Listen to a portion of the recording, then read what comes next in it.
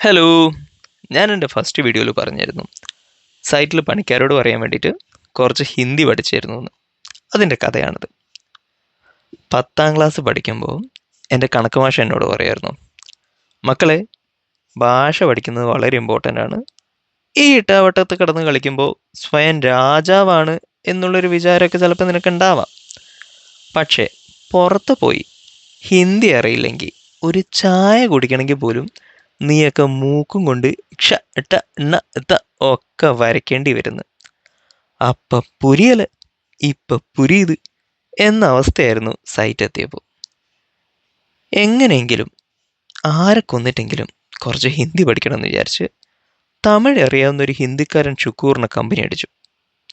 ഒരു 2-3 മാസം മൂപ്പര് പഠിപ്പിച്ചു തന്ന ഹിന്ദിയൊക്കെ ഇങ്ങനെ പഠിച്ച് കുറച്ച് കഴിഞ്ഞ് ആൾക്കാരോട് ഉപയോഗിക്കാൻ തുടങ്ങി. അപ്പോഴാണ് ഞാൻ ആ സത്യം മനസ്സിലാക്കുന്നത്.